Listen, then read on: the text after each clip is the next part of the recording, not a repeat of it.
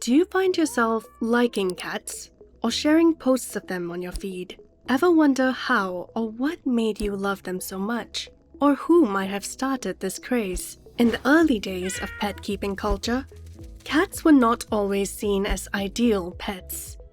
They were regarded as vermin like the rats, seen with contempt and left on the streets.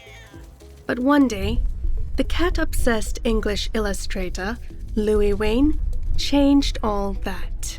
After the death of his wife, Louis dedicated his life to create illustrations of cats, acting, behaving, and leading human-like lifestyles.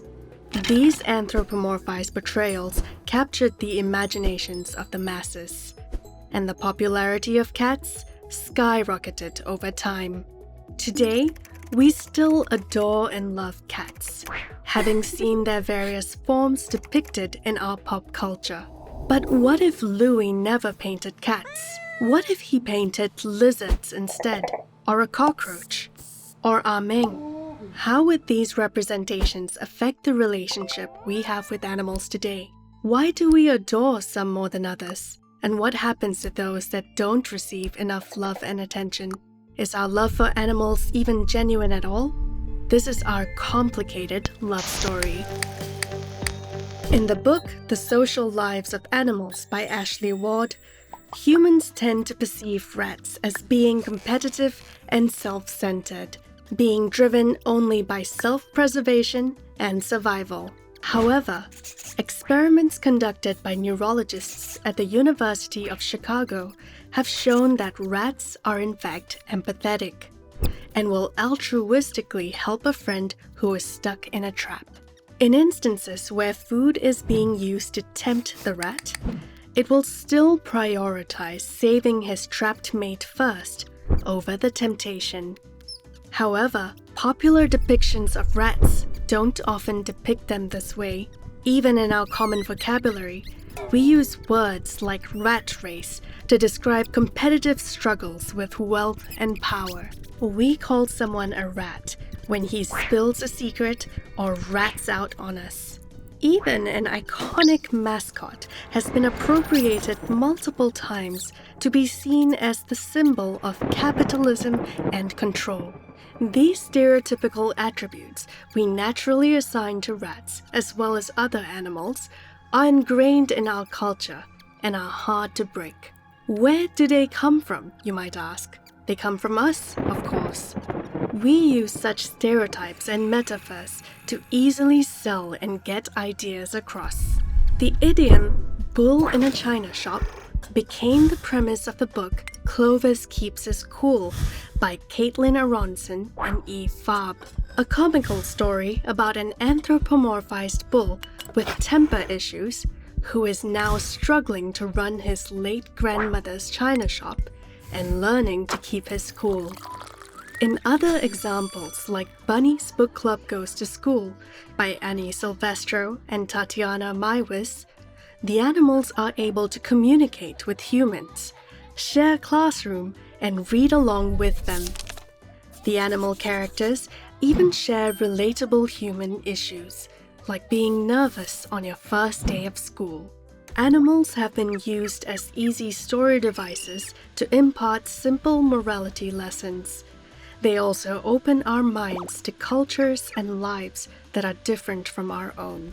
They help us re-examine our relationship with nature and how we should consider it our responsibility to take care of the natural world. Environmental ethicists call this enlightened anthropocentrism. It's a view that humans do have ethical obligations toward the environment, but they can be justified in terms of obligations toward other humans. Then again, we don't often use the image of a human to drive home eco-friendly messages. We fall back on animals instead. We even exploit their popularity to promote our own self-serving causes and rally the masses. So do we genuinely have a love for animals and want to save the environment for them? Do we only conserve and protect animals for our own benefit and pleasure?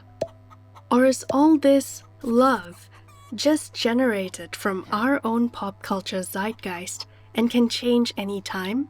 If domesticated animals are more easily loved, can a domesticated cockroach or an alligator have the same appeal? Can all animals be loved the same? Unfortunately, like everyone else, we can't bring ourselves to like everyone. Hence, it's also not possible for everyone to like every animal the same. To conclude, here is a passage from Aesop's Animals, the science behind the fables, to help you think about our human and nature relationship. Most scientists agree that we are living through the 6th mass extinction event, and it's caused by our activity on the planet. Aesop would not have been able to imagine it, but animals need our help more than ever before. And we can't do that unless we put folkloric belief to one side. At a time when so many animals are threatened, when we have stacked the odds against them, persecuting and hunting them, how unhelpful it is that we stick derogatory labels on some of them too, accusing them of character flaws that were based on human faults all along.